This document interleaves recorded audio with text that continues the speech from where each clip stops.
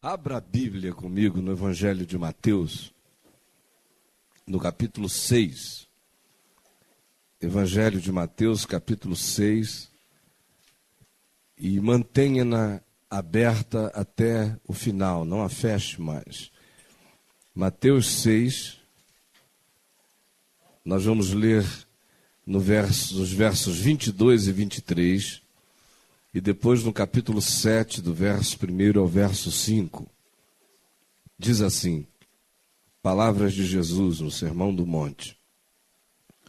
São os olhos a lâmpada do corpo. Se os teus olhos forem bons, todo o teu corpo será luminoso. Se, porém, os teus olhos forem maus, todo o teu corpo estará em trevas.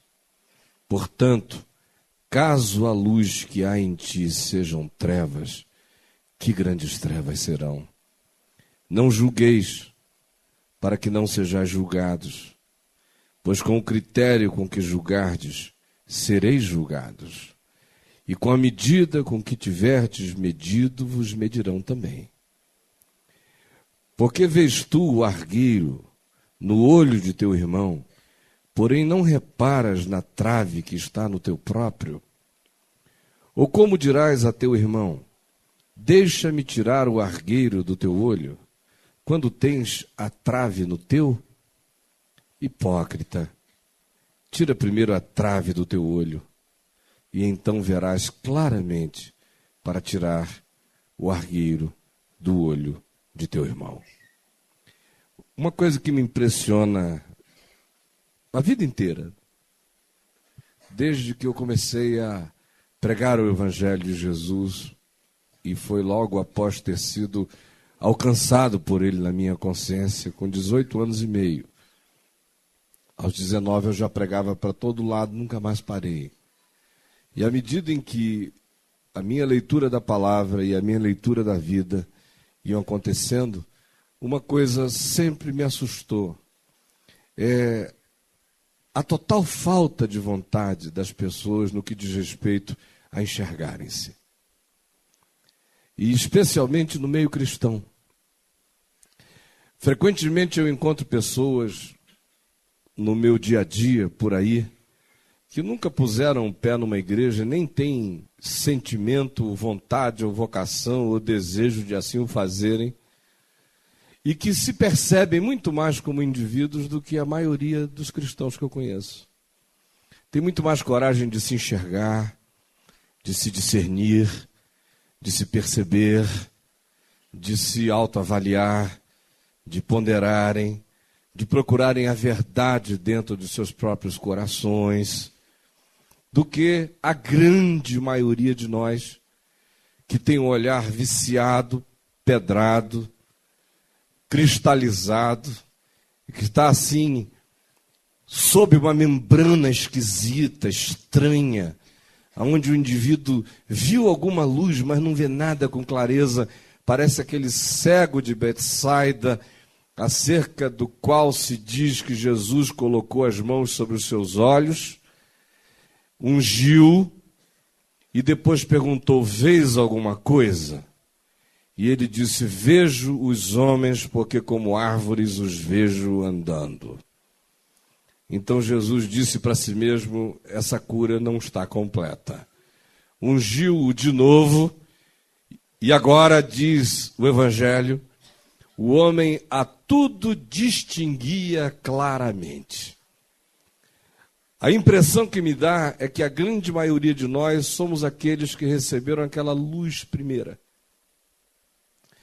Mas quando olham em volta, o que veem são árvores, ou homens andando como árvores, miragens, é tudo extremamente embaçado, há uma membrana horrível na percepção. E a maioria de nós passa a se ufanar, a se jactar e a assumir a arrogância do fato de que alguma luz lhes penetrou no olhar, mas continuam a olhar para homem, para gente, e percebê-los como se fossem coisas, objetos.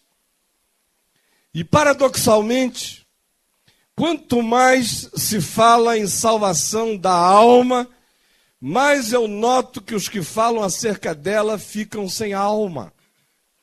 Porque a alma cristã virou um dado estatístico para ser contabilizado pela igreja, e que na terra significa banco e casa cheia, significa dízimo e oferta, dependendo do lugar, significa eleitorado potencial para ser manipulado em ano de eleição, significa grupo a ser arregimentado para fazer uma tarefa de formiguinhas ou de exércitos, de soldadinhos de chumbo, que obedece às instruções de algum narcisista megalomaníaco pintado de pastor.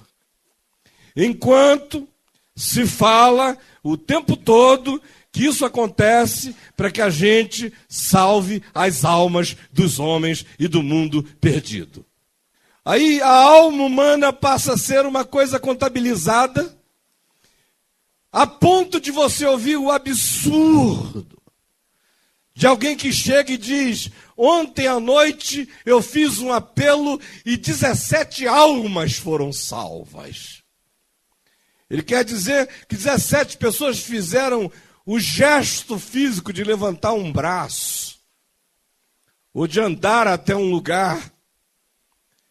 Mas isso já serve como indicativo da alma salva. E é essa mentalidade que contabiliza almas que tem feito com que nós, que somos os grandes pregadores da salvação da alma, tenhamos nos tornado os seres mais desalmados que eu particularmente conheço. Gente sem sensibilidade, sem discernimento, sem olhar, sem visão, sem percepção, sem autocrítica, não se enxergam, não se discernem, sentem pouco, pouco inspirados, quase nenhuma melodia no ser, quase nenhuma arte no coração, orações repetidas, mensagens grotescas, falas acerca de Deus que parece terem sido originadas de uma gruta de Neandertal na idade da pedra. E o sentimento que dá é de que a alma ficou paralisada, congelada. No dia em que o cara disse: eu aceito, ele virou mulher de Ló, estátua de sal, dizendo: eu sou o sal da terra, eu sou a luz do mundo, parado, duro, pedrado, enrijecido, obra esculpida pelo homem, congelada no tempo e no espaço, sem jamais perceber que quando a gente creu no Senhor Jesus, aí é que o caminho começou. E esse caminho não é alguma coisa que acontece sobretudo para o lado de fora, acontece sobretudo para o lado de dentro. O que acontece é que na maioria das vezes nós ficamos tão intoxicados por essa ideia materializada de almas contabilizadas que fazem parte de um acervo e de um inventário de bens e de poder de uma instituição chamada igreja, que tudo que interessa daí para frente é simplesmente nós mesmos nos colocarmos nessa missão de angariadores de almas contabilizáveis. Enquanto isso, a gente tem o álibi para não se discernir, para não se enxergar, para não viajar para dentro, para não se conhecer, para não entender, para não compreender, para não discernir, para não crescer e para nos imbecilizarmos para o resto da existência. Para mim, uma demonstração mais cabal disso acontece todos os dias e toda hora, quando eu vejo, por exemplo, um indivíduo que é PhD em física dando aula na universidade. Aí você assiste às aulas dele, e elas são aulas interessantes. Ele diz coisa com coisa quando diz respeito ao mundo da ciência física. Aí você encontra o mesmo indivíduo na igreja, e ele é crente. E você encontra um ser que, do ponto de vista espiritual, não soma 2 e 2. que do ponto de vista espiritual não conseguiu fazer a transposição de todo aquele acervo de intelectualidade específica, ensinável, numa matéria para o lado de fora, aquilo não tem nenhuma correspondência do ponto de vista de alguma equivalência no mundo da autopercepção. Aí você vê aquele indivíduo que está te fazendo explicações sobre o funcionamento das estruturas subatômicas e que não é capaz de discernir quando uma voz que fala em nome de Deus está de fato falando em nome do homem, não de Deus. A palavra para ele jamais foi dele, é apenas uma coisa que chegou a ele pela via de terceiros ou de quartos, completamente poluída, mas ele a si mesmo a toma e a leva supersticiosamente para casa.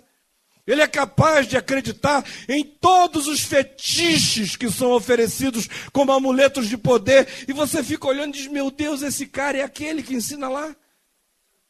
Essa é só uma ilustração grotesca para a gente ver o divórcio, a esquizofrenia, a incapacidade que a gente tem de integrar a consciência da fé a alguma coisa que faça síntese para nós, que gere uma consciência, que produza um olhar, que crie libertação, que faça o indivíduo caminhar em paz na presença de Deus, com a consciência pacificada, os olhos iluminados, a alma cheia de luz e carregando em si discernimento.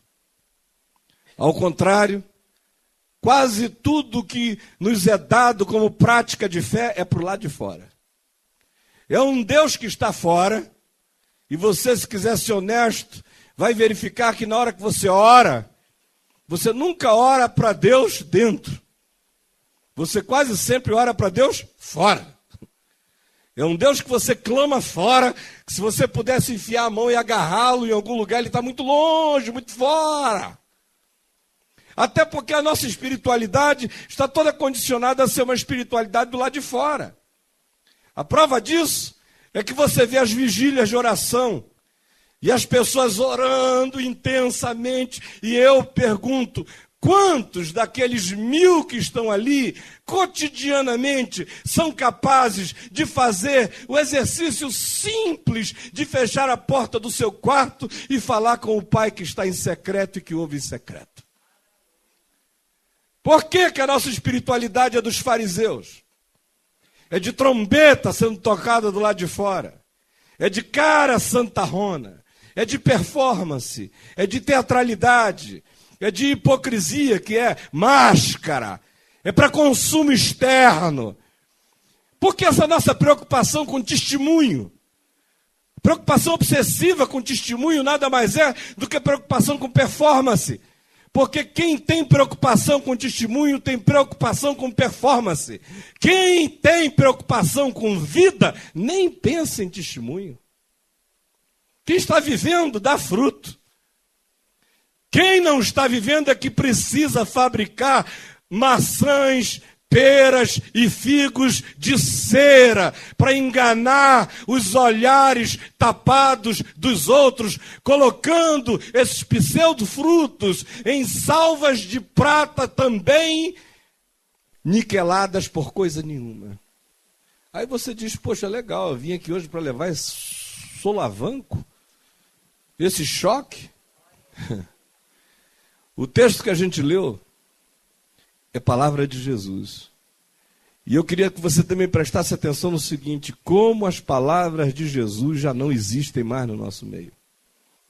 As pessoas falam, por exemplo, sobre batalha espiritual, aí você vai ver o cara pegar Gideão, Josué, Baraque, qualquer outra história, Davi e Golias. Vale tudo do Velho Testamento. Mas as palavras de Jesus acabaram-se. Ou você vê as pessoas fabricando ideias, doutrinas que não têm absolutamente nada a ver com Jesus, embora sejam pronunciadas em nome de Jesus, ao passo em que o que Jesus mesmo disse é negligenciado e nenhum de nós acredita, sem entendermos que tudo mais passou, o que ficou é o que é em Cristo. Jesus é o Verbo encarnado e nele toda a palavra de Deus fez a sua síntese, de modo que para que eu discirna o caminho de Deus na terra, eu não tenho que recorrer a mais ninguém. Baraque não é o meu herói, nem Sansão, nem ninguém. Eu sou discípulo de Jesus de Nazaré. A palavra dele é vida. Agora olha só, o que ele diz sobre o mundo espiritual e que é completamente negligenciado por nós. Eu vejo as pessoas pedindo unção, poder. Tem gente aí que já embarcou em todas as unções. Tem gente fazendo xixi nas esquinas, marcando o território, porque eles são do leão de Judá, e leão urina na esquina para marcar o território. Não estou de brincadeira não, está acontecendo por aí. Tem gente que está recebendo a unção dos seres viventes. Aí um tem cara de boi, aí o cara fica mugindo. Mu, mu. Outro dia alguém me disse que recebeu o dom de latido. Um irmão em Belo Horizonte, o dom de trovão. Ele fica no culto assim. Pô, bah,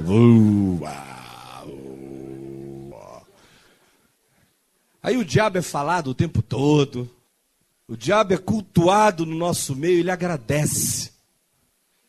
Porque ele é mais cultuado no nosso meio do que na macumba. Fala-se dele o tempo todo. E é uma angústia o dia inteiro, aqueles crentes preocupados com o diabo, é uma vida insuportavelmente aflita. E enquanto isso, não se discerne a vitória, a paz, a saúde e o poder que Jesus oferece a quem anda com ele e crê nele. Ao invés de termos essa preocupação inteira de uma batalha espiritual do lado de fora, com inimigos com os quais a gente esgrima em algum lugar invisível do quarto, o chamado de Jesus é para que você olhe para dentro. Ele disse que você não tem nem que se importar com o que está acontecendo fora, porque se a luz acender do lado de dentro, todo o teu ser será luminoso. São os olhos a lâmpada do corpo. Se os teus olhos forem bons, todo o teu corpo será luminoso. Se, porém, os teus olhos forem maus, todo o teu corpo estará em trevas. Portanto, caso a luz que há em ti sejam trevas, que grandes trevas serão? O que é que Jesus está querendo dizer com isso? O que ele está querendo dizer é que se você tem uma preocupação em ser discernido do mundo espiritual, então preste bastante atenção nisso. O que ele está dizendo é que todas as coisas dependem do nosso olhar. Tudo. Do modo como você olha, como você vê. Paulo diz que todas as coisas são puras para os puros. Mas para os impuros, todas as coisas são impuras. De modo que quando eu vejo alguém para quem tudo é impuro, eu já sei o que está dentro dela, impureza. E quando eu vejo alguém para quem as coisas não são impuras, eu sei o que existe dentro dela, pureza. De modo que quanto mais legalista você se torna, mais você confessa o bordel existencial da sua vida. Quanto mais libertador você é e o seu olhar é generoso para com o próximo, mais você confessa a simplificação purificada do teu ser. A coisa toda acontece aqui dentro, meu irmão, e no meu olhar. Agora Jesus diz que os meus olhos, esse meu instrumento de captação, e ele não está falando só do globo ocular, ele está falando da minha apreciação, é do meu olhar da vida. São a lâmpada do meu ser. Se o meu olhar é bom, é misericordioso, é generoso, é elevado, considera valor aquilo que Deus atribui valor, então todo o meu ser fica resplandecente. É interessante que a gente não leve isso a sério, mas o diabo leva. Às vezes eu vejo o indivíduo falando no diabo o dia inteiro, e ele mal percebe que o habita é luz negra. Porque se o diabo discerne alguma coisa, saiba que é o seguinte: ele discerne quem é que carrega o corpo luminoso. E esse corpo luminoso, esse ser luminoso, discernível espiritualmente, é fruto de um olhar limpo e de um coração bom. Agora, se o olhar muda, todo o teu ser fica em trevas. Não importa o que você faça, você pode plantar bananeira em nome de Jesus, mas você vai estar habitado por luz negra.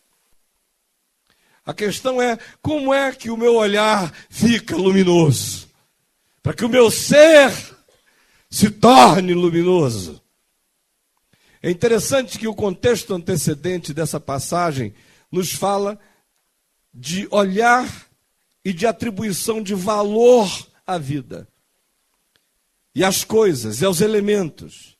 Não acumuleis para vós outros tesouros sobre a terra, onde a traça e a ferrugem corroem, e onde os ladrões escavam e roubam, mas ajuntai para vós outros tesouros no céu, onde traça nem ferrugem corrói, e onde ladrões não escavam nem roubam, porque onde está o teu tesouro, aí estará o teu coração.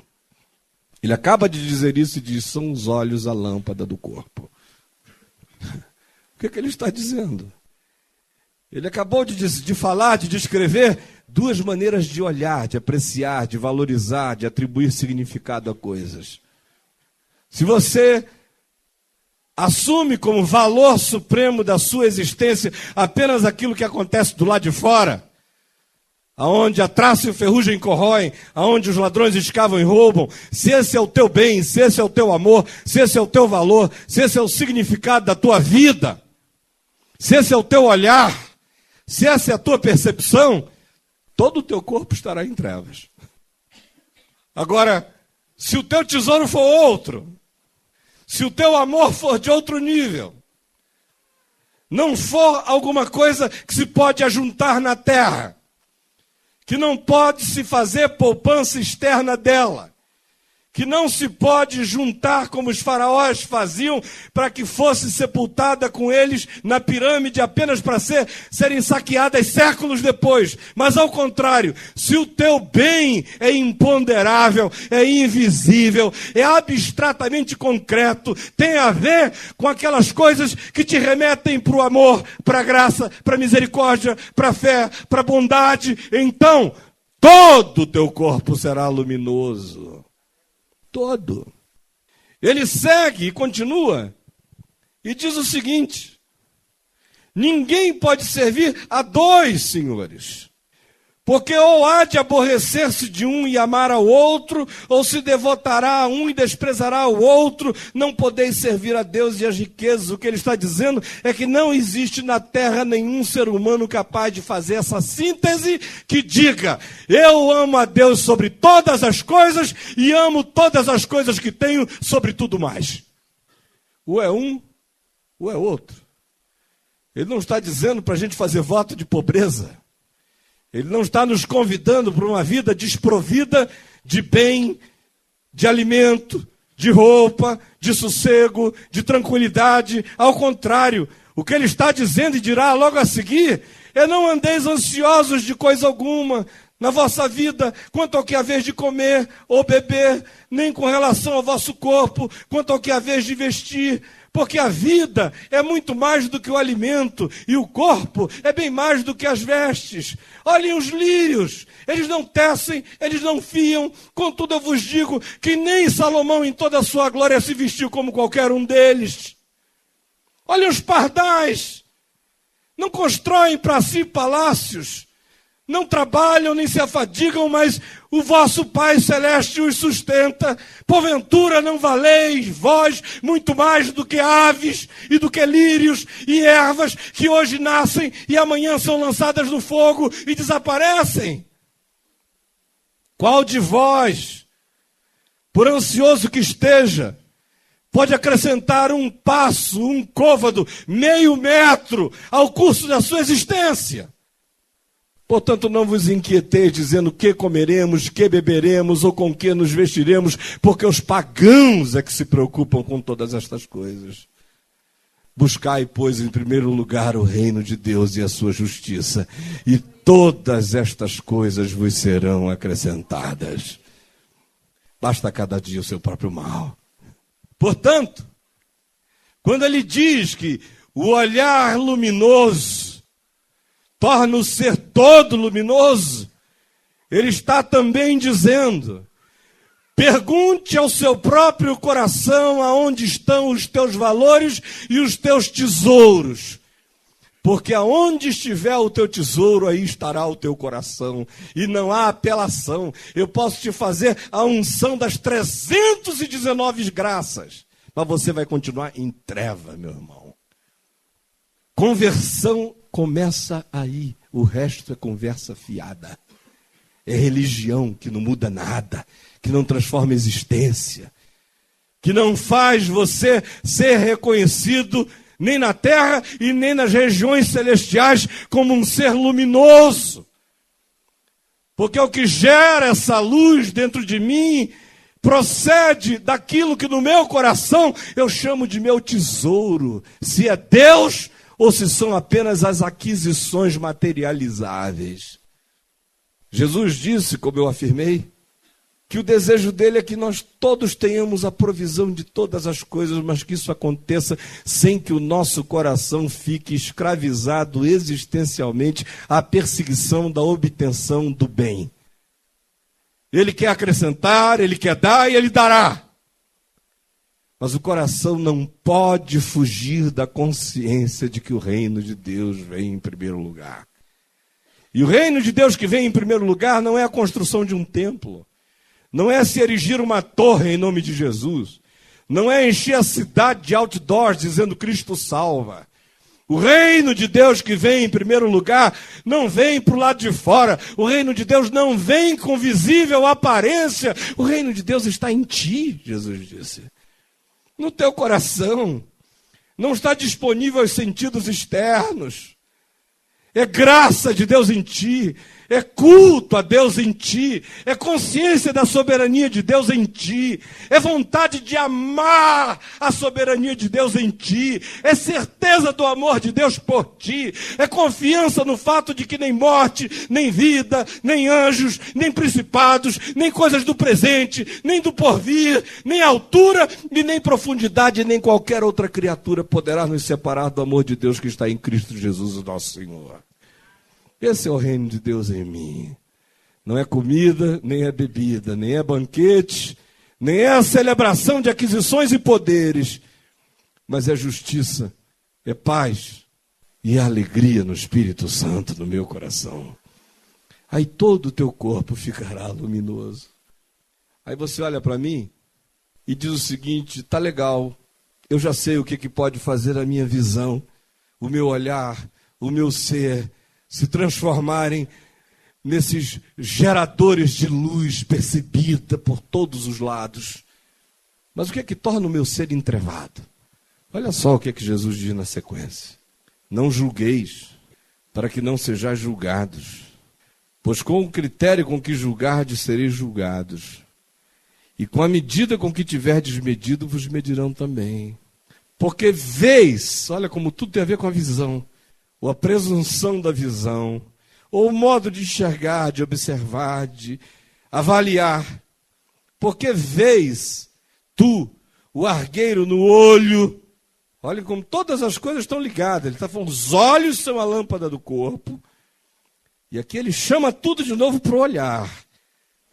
Porque vês tu o argueiro no olho de teu irmão, porém não reparas na trave, no pé de maçaranduba, que está enfiada na tua cara. Você é um ser draconiano, com uma estaca no olho, que não se enxerga. Ou como dirás a teu irmão? Irmão, deixa-me tirar o argueiro do teu olho. E Jesus diz, quando tu tens uma baliza, uma trave de futebol enfiada na tua cara, hipócrita, tira primeiro a trave do teu olho, e então verás claramente para tirar o argueiro. O argueiro é um cisquinho do olho do teu irmão. O que torna o meu olhar entrevado? escuro. O que faz o meu ser discernido nas regiões espirituais como sombra? Porque aqui a gente está falando de seres luminosos e de seres sombra, escuridade. Quem já estudou um mínimo de psicologia sabe o significado da ideia de sombra no ser. E de onde é que a sombra vem? Ela está presente no inconsciente da gente. A sombra cresce em nós em duas perspectivas. Uma, quando a gente faz repressão de quem nós somos. A gente soca o ser para dentro, bate nele, empurra para baixo, assume a cara de fariseu para o lado de fora, vive do testemunho macerado e artificializado, e a gente não tem a menor ideia do que está acontecendo aqui dentro, do bicho que está sendo criado na escuridão. Um dia esse bicho pula fora. Essa sombra é criada ou por repressão ou por supressão. Quando o indivíduo nega olhar para dentro, se enxergar, se discernir, olhar a trave enfiada na sua cara, não ter medo de ser exposto na luz da palavra de Deus para ser curado, não ter medo de se assumir como um doente que precisa de médico, ao invés de ficar representando o papel de fachada do são que não precisa de médico. Quando eu não me encaro, não me enxergo, não me percebo, não me examino a mim mesmo, como manda a palavra, eu sou julgado. E eu sou julgado pelos meus próprios critérios de julgamento exterior por uma razão simples. Quando o indivíduo não se enxerga, inevitavelmente o que acontece é que ele passa a tentar enxergar os outros, e tudo quanto ele vê nos outros, nada tem a ver com os outros, mas apenas tem a ver com a projeção da própria sombra dele nos outros. De modo que quando você vir alguém que tem o dom e a habilidade de destroçar, de desconjuntar o próximo o tempo todo, pode ter certeza, ele está apenas fazendo a confissão de quem ele é, do que o habita, que está ali dentro dele. Teu irmão não é aquilo, tu és aquilo que tu vês no teu irmão. Às vezes o teu irmão representa uma simbolização mínima de um comportamento e que cresce aos teus olhos e tu demonizas o teu irmão, não por causa daquilo que o teu irmão faz ou é, mas por causa da monstruosidade repressa ou supressa ou guardada ou acumulada como sombra crescente dentro da tua alma, de modo que tu projetas tudo isso sobre ele. Ele parece ficar monstruoso, mas o monstro que tu estás enxergando és tu mesmo. O que gera essa escuridade em nós é esse espírito de juízo, gente. Que só tem olhos para fora, que não tem olhar para dentro. E Jesus é tão veemente que eu não sei por que nós decidimos que isso aqui não vale para nós, não tem importância. Porque se tivesse, nós estaríamos sarados. Mas não tem. Nós não consideramos isso aqui mandamento de Deus. Quantas pregações você ouviu na sua vida sobre o fato de que os olhos são a lâmpada do corpo e que se os teus olhos forem bons, todo o teu corpo será luminoso, se porém os teus olhos forem maus, todo o teu corpo estará em trevas? Quantas? Me diga quantas. Porque não tem valor para nós. Ninguém quer encarar isso aqui. Quantas você tem ouvido sobre não julgar para que não seja julgado? Se isso acontecesse, nós iríamos nos suicidar. Porque o que a gente mais faz na vida é julgar. E a gente não percebe que a verdadeira vitória espiritual acontece nessas coisas que nós temos desprezado. E as grandes derrotas espirituais acontecem na nossa vida nessas coisas que nós temos desprezado. E que é o desprezo por essas coisas que tem feito de nós seres macerados, gente cristalizada, homens e mulheres de mármore, gente sem alma, enquanto o dia inteiro diz que quer ganhar a alma do mundo. Não nos enxergamos, nem nos discernimos. O que torna o nosso ser tão escuro é esse espírito de juízo. Jesus disse 3 coisas acerca disso. Primeiro é: não julgue, porque você vai ser julgado. Então, se você não quiser ser julgado, até por malandragem, não julgue. Você recebeu esse consentimento de Jesus de ser malandro. Sabe aquele administrador infiel, que é o exemplo da malandragem boa? Lembra daquele cara que foi apanhado roubando do seu senhor? E o senhor dele mandou uma auditoria. Quando ele soube que a auditoria ia chegar, o cara entrou em pânico. É uma parábola de Jesus, está lá em Lucas 16. E ele disse: o que eu farei? Você apanhado de calça curta, meu Deus, agora o que eu vou fazer? Aí ele pensou: trabalhar na terra, ralar, fazer calo nessa mãozinha que a mamãe gerou, eu não sei. Eu não tenho vocação para ralação. Passei a minha vida inteira de CEO dessa companhia, como é que eu vou ralar desse jeito na terra? Eu disse: mendigar, sair por aí, ou virar pastor, eu tenho vergonha. Ficar pedindo. Fazer uma cara de miséria. Eu tenho vergonha. Aí diz o texto grego, eureka. O cara disse: já sei! Aí o que ele fez? Ele chamou todos os devedores do seu patrão. E chegou para o primeiro cara e disse: escuta, quanto é que você deve? Aí o sujeito falou: devo 100. Ele disse: escreve 80. Está quitada a tua dívida. Aí o sujeito falou: 80? Que bom, fez o cheque. Por que não? Estou te dando 20. Chamou o outro: quanto é que tu deves?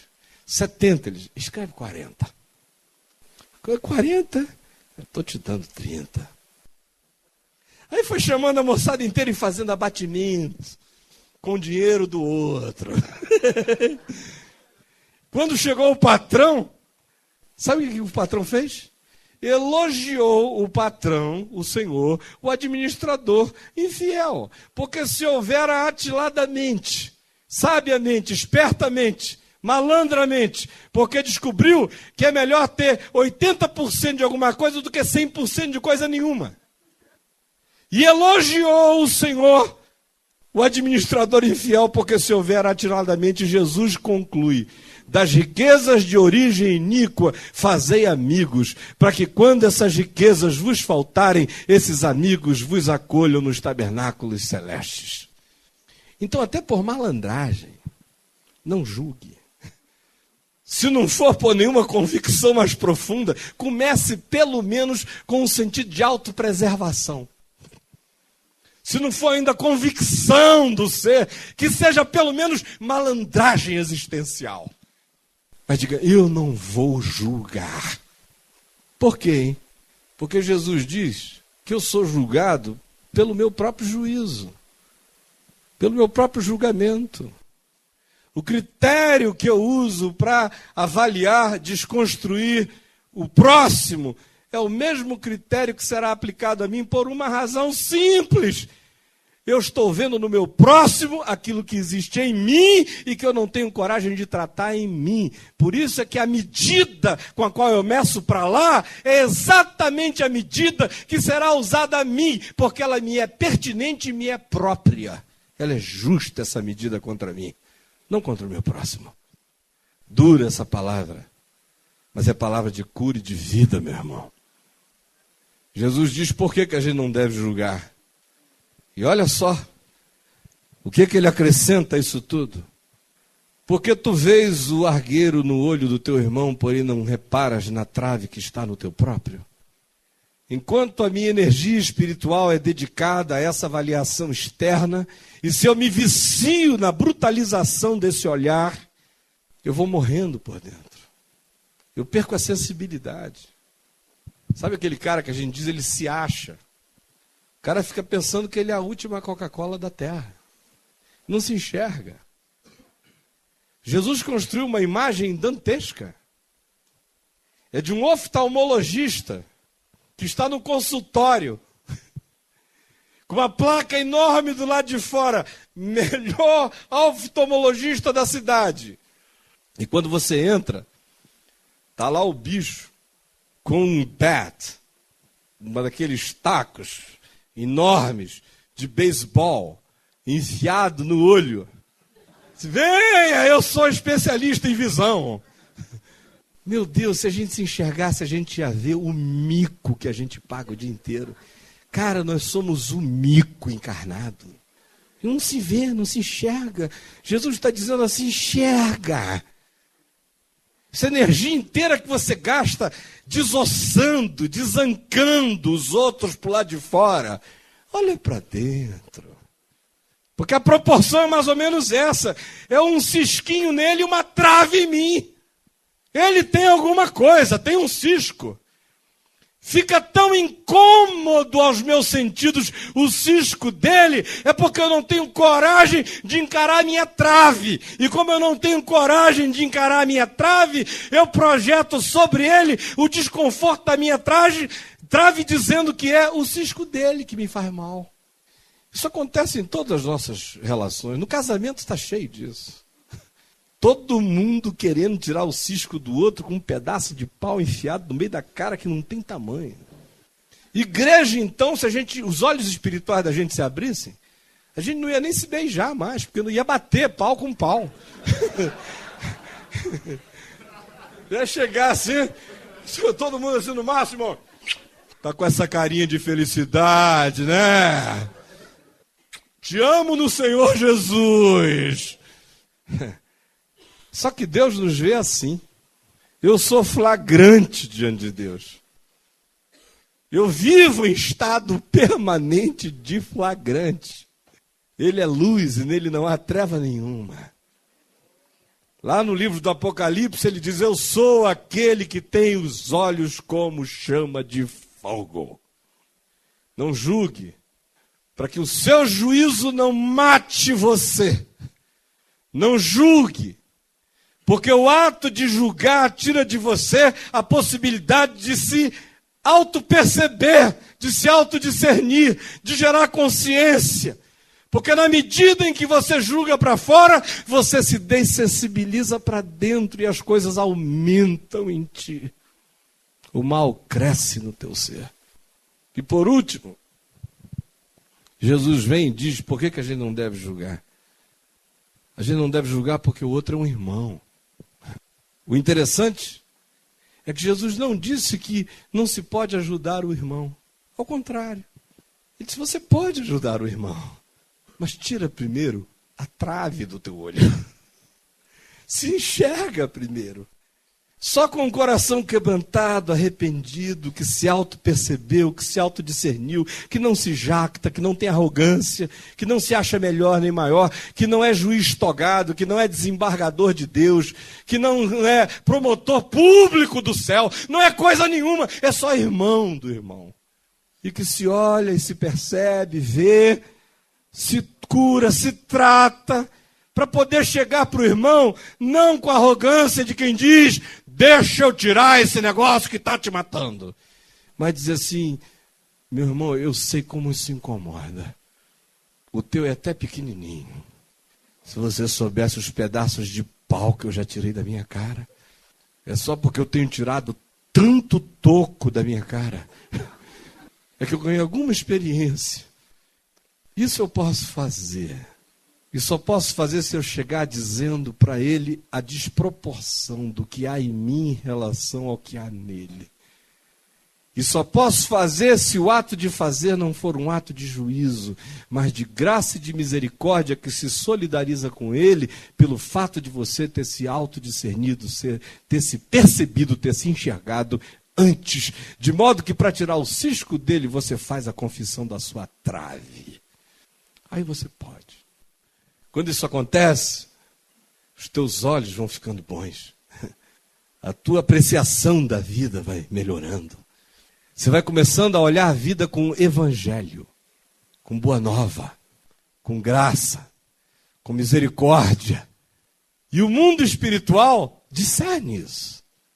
Você não precisa sair por aí com uma abóbora na cabeça escrito, está amarrado. Isso é só jactância de quem quer ficar duelando um homem contra outro homem. Eu represento o Deus mais forte, eu sou de Jesus, ele tem mais poder do que o teu Exu. Pelo amor de Deus, não bota Jesus nessa arena, nessa rinha de galinhos de briga de coisa nenhuma. Ele é o Senhor de vivos e de mortos.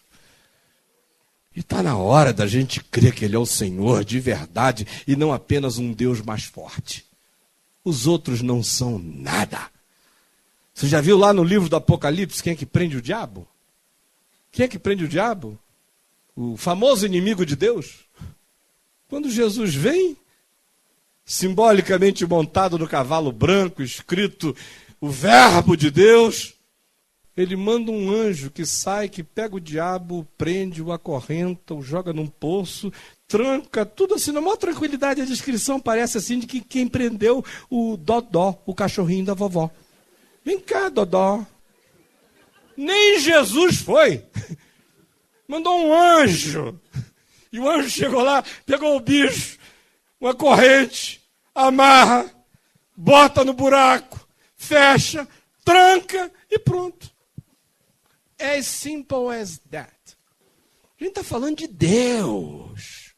E o que Jesus está dizendo, se você está preocupado com o mundo espiritual, é que o mundo espiritual reconhece essa luz, esse ser, essa alma, essa consciência, esse modo de andar com Deus, esse modo de ser de Deus, esse modo de apreciar a vida. O mundo espiritual teme e treme diante desse, para quem Deus não tem concorrente. Nenhuma riqueza, nenhum poder, nenhuma coisa, nada é para comparar. Tudo está a serviço dessa fixação eterna no reino de Deus e na glória de Deus. E no amor e na misericórdia, que não olham para o irmão como alguém a ser julgado, mas na melhor hipótese como alguém a ser ajudado, simplesmente porque eu me enxerguei e posso solidariamente dizer para ele que me condoo com a dor dele. Aí todo o teu corpo será luminoso. Aí você vai andar e você pode ter certeza, as coisas vão acontecer. E se você quiser trazer isso para esse terrenozinho mais básico dessas manifestações espirituais pertinentes ao exorcismo, eu te diria que aí essas coisas são reconhecidas também. Às vezes você vê o cara fazendo mirabolâncias, manda o diabo engolir, dá uma garrafa de óleo ungido para o bicho beber.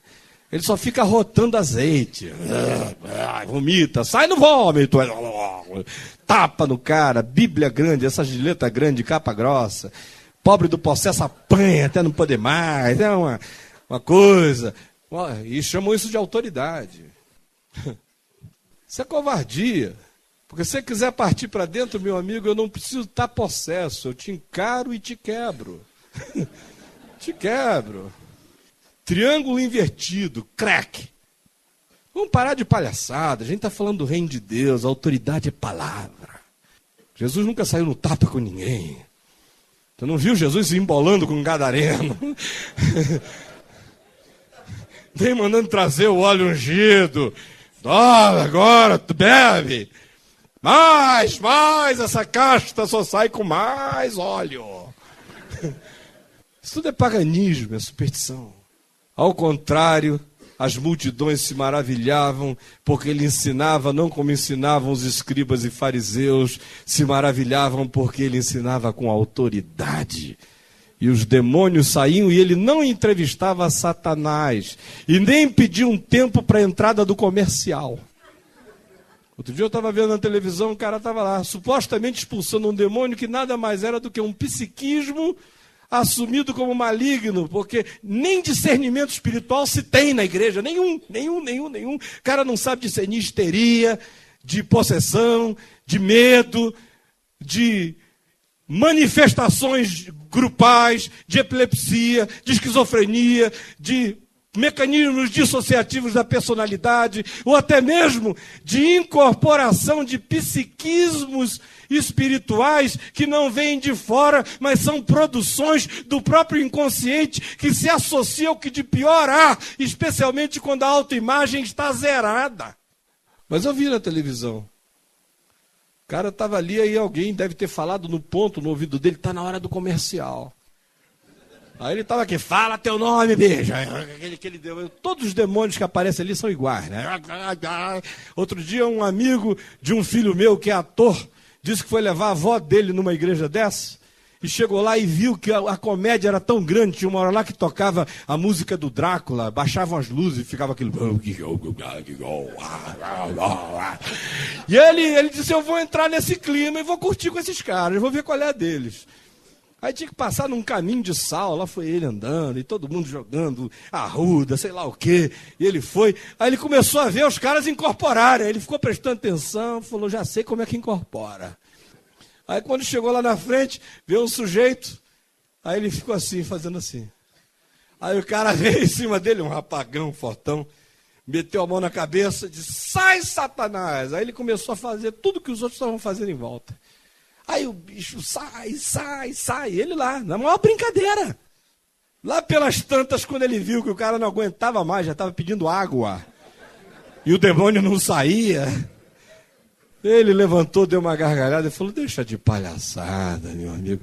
Eu não sou crente e sei que a maioria aqui está só sugestionado. Vamos acabar com essa brincadeira. Mas eu estava vendo lá e alguém falou no ponto do sujeito. Ele estava aqui entrevistando o demônio. Fala teu nome, por que você entrou? Aí tudo que o outro é, porque fizeram uma obra contra mim, contra ele. Quem foi? Foi amante. Aí vai, todas aquelas novidades. Vai. Aí de repente diz assim, fica aqui, que nós vamos para o intervalo comercial.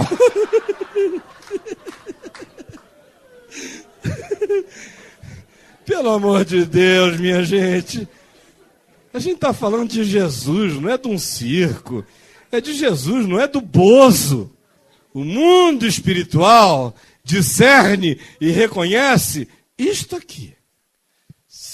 Os teus olhos são a lâmpada do corpo. Se os teus olhos forem bons, não forem cheios de juízo, de acidez, de amargura, de inveja, de maldade, de judiciosidade, de espírito desconstrutivo. Ao contrário, se os teus olhos forem misericordiosos, generosos, graciosos, gratos pela graça recebida, todo o teu ser será luminoso. Se, porém, os teus olhos forem maus, cheios de juízo, sombra, projetando sobre o outro a maldade que não é dele, mas a tua própria, elegendo antipatias que nada mais são do que o desgosto de ver no outro um cisquinho que corresponde à trave que tu não tens coragem de encarar em ti mesmo. E os teus olhos vão ficando perversos e maus, e o teu ser vai ficando brutalizado. Então Jesus disse, todo o teu ser, o teu corpo integral estará em trevas. Portanto, caso aquilo que em ti deveria ser luz, que é o olhar, se transformar em trevas pela maldade da observação e pela projeção do juízo, aí eu te digo, meu filho, que grandes trevas serão. Hoje à noite, eu estou aqui em nome do Senhor Jesus para convidar a gente a se arrepender e a crer na palavra do Evangelho, a mudar a mente. Você vai ver o que vai começar a acontecer na hora que essa conversão se der na sua mente. Quando você parar de ficar contente com o fato de que uns feixozinhos de luz, uns fachozinhos entraram, mas você ainda olha para homem, vê pedaço de árvore, ainda vê o movimento de homens como se fossem árvores andantes, você ainda confunde gente com coisa, com objeto. Chegou a hora de nós não nos satisfazermos mais com a presunção da nossa luz, nem com a presunção da nossa salvação. Chegou a hora de luz ser luz, e não imitação de luz. Chegou a hora da salvação não ser apenas uma confissão jactanciosa de que a gente confessou Jesus com a boca embora o nosso coração esteja estelarmente distante dele e da palavra dele.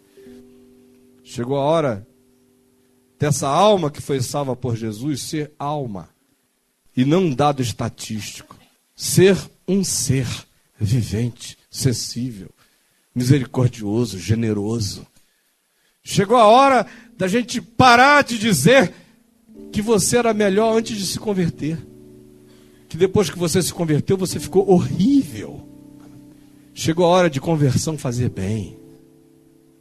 Chegou a hora de ser cristão significar ser humano, generoso, cheio de graça, de misericórdia. Chegou a hora de seguir Jesus no caminho, de aprender com Ele, de colocar sobre Ele o nosso fardo, nossa canseira, nosso peso, nossas culpas, nossos juízos. Culpas não resolvidas dentro de nós infalivelmente se transformam em juízos nossos contra o próximo. De modo que, em geral, o cara julga tanto mais quanto mais culpado e irresoluto ele é dentro de si. Chegou a hora do Evangelho nos fazer bem para a vida. Chegou a hora da gente ficar salvo da crosta da religião e mergulharmos no rio da água da vida e sermos sarados. Isso sem pirotecnia. Essa obra vai acontecer funda dentro de ti. Você quer ver uma coisa? Pode ir embora daqui hoje. Pode tentar nunca mais voltar. Eu sei que você nunca mais vai esquecer o que você ouviu hoje à noite. Todos vocês. Ninguém vai esquecer. Sabe por quê? Porque, meu irmão, sem nenhuma ufania, com temor e tremor, eu sei que o que eu estou falando é palavra do Evangelho de Jesus. É verdade eterna. Vai sobreviver para sempre. Vai passar o céu e a terra, mas estas palavras não vão de passar. E elas vão ecoar dentro de ti para sempre. Nunca mais você vai ter paz para julgar. O inferno vai se instalar em você quando você começar a julgar. Quando essa línguazinha de víbora, como diz Tiago, inflamada pelo fogo do inferno, começar a querer peçonhar os outros, o Espírito Santo vai retumbar no seu coração. E se você quiser continuar, continue. Mas você vai estar sabendo que vai estar fazendo obra do inferno. É radical. Não tem nenhum legalismo nisso. Quem me conhece um pouquinho sabe que eu sou tudo menos legalista. Eu gosto de ver as pessoas livres, os indivíduos sendo os indivíduos, as personalidades sendo formadas na graça de Deus, cada consciência sendo a sua própria consciência. A fé que tu tens, tem-na para ti mesmo. E eu não sou teu juiz, nem você é o meu. Quem nos julga é o Senhor. E o Senhor diz: examine-se o homem a si mesmo. Discirna. Quem come e bebe sem discernir pode estar comendo juízo para si. Se nós nos julgássemos a nós mesmos, não seríamos julgados. Mas a gente julga, aí nós somos julgados e somos condenados com o mundo. Só porque a gente assumiu o papel de juiz. Ande na graça de Deus. Encha seu coração e peça a Ele para enchê-lo de bondade, de misericórdia, de mansidão, de generosidade, de perdão, de graça, de inclusividade, de acolhimento. Tem gente que pensa que ser intrépido no Espírito de Deus é ser estúpido. Aí você vai descobrir que a autoridade não é gritaria. Você vai descobrir que um olhar limpo fala muito mais do que milhões de palavras. E você vai descobrir que é muito mais fácil conquistar uma cidade do que conquistar o próprio coração. Mas na hora em que você se definir nessa tarefa e disser: Senhor Jesus, vem e faz isso em mim, e tiver a coragem de começar a jogar fora esses pedaços de pau, essa toqueira, essa tranqueira do teu ser, aí a luz vai começar a encher você. E todo o teu ser vai ficar luminoso. E aí, com muito amor e misericórdia, você vai poder ajudar os irmãos. Simplesmente porque você vai poder chegar contando a grande libertação que acontece contigo toda hora. porque de vez em quando um toco é arrancado. Por isso que você pode se solidarizar com todos aqueles que sofrem e pode pedir com todo carinho: deixa ver, deixa eu dar uma olhadinha, quem sabe eu posso ajudar meu irmão. Olha aqui para mim. Quem está vindo aqui desde quarta-feira já percebeu que os apelos que são feitos aqui são os anti-apelos, né? Normalmente você convida o indivíduo: venha para prosperar, venha para isto ou para aquilo. Tem sempre alguma oferta e uma barganha. Tem um negócio a fazer. Aqui não tem barganha a fazer. Não há barganhas com Deus. Deus é o Deus da graça. Você o serve porque Ele é Deus. Você o ama porque Ele é Deus. Você busca o reino de Deus em primeiro lugar e Ele cuida do resto. Aqui, aquele salmo não é apenas uma confissãozinha boba de criança, é verdade. Entrega o teu caminho ao Senhor. Confia nele. E o mais, Ele fará. Então hoje, eu queria te convidar para aquilo que ninguém convida.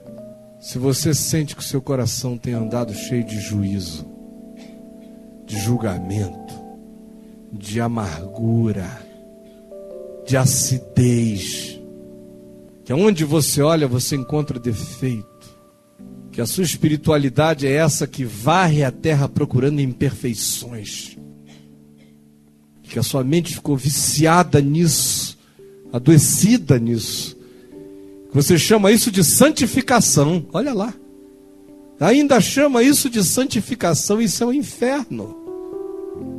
Isso não é santificação. O santo é cheio de amor, e o amor cobre multidão de pecados, passa batido, nem vê, ajuda, não quer nem saber, leva junto, não pergunta nem porquê.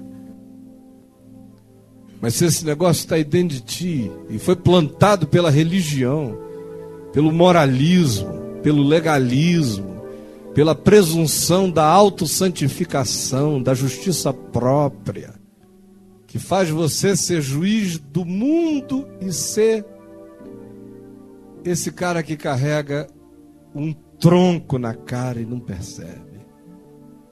Mas se o Espírito de Deus te deu convicção hoje de tomar esse compromisso diante de Deus de que você não é juiz de ninguém, você é só irmão dos seus irmãos, porque você quer que o seu ser fique luminoso, e você quer pedir ao Senhor Jesus que te dê um olhar bom, a começar do fato de que os seus valores vão ser invertidos. O que tem peso de eternidade terá peso de eternidade. As outras coisas pertinentes ao tempo serão pertinentes, e dela nós nos utilizaremos como quem não usa delas. Como Paulo diz, porque é chegada a hora em que os casados sejam como se não fossem, os que compram como se não estivessem adquirindo, os que choram ou os que se alegram como se não se alegrassem, e os que possuem alguma coisa desse mundo como se nada possuíssem, porque a aparência desse mundo passa. Quem quer trocar a aparência das coisas pela verdade das coisas e pedir que o coração fique cheio do que é bom,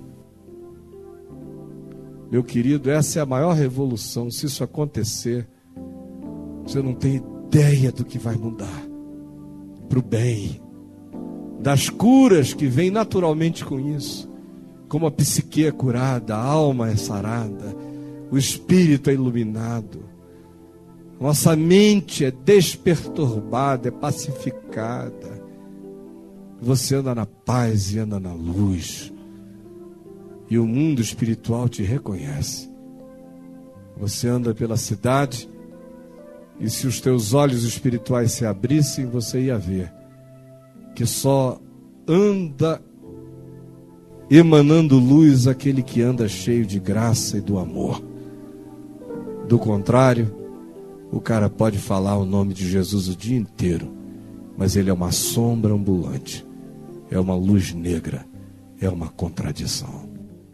Se você quer dizer: Jesus, me salva disso, Eu reconheço que eu fiquei viciado, que eu estou chamando de santificação, que tu chamas de pecado, que eu estou chamando de justiça, que tu estás chamando de juízo contra mim. Por favor, desintoxica minha alma dessas cargas da religião e enche-me do Espírito do Evangelho. Tu queres que façamos descer fogo do céu sobre eles? Pergunta João, supostamente cheio de poder espiritual. Queres que queimemos os samaritanos e façamos descer fogo do céu sobre eles? E Jesus lhes disse: vós não sabeis de que espírito sois, porque o Filho do Homem não veio para destruir as almas dos homens, mas para salvá-las. A igreja não sabe de que espírito ela é.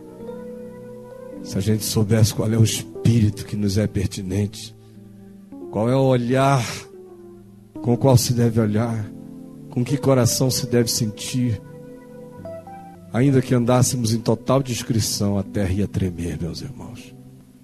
Se você quer isso para a sua vida, saia do seu lugar, dê uma chegadinha aqui à frente.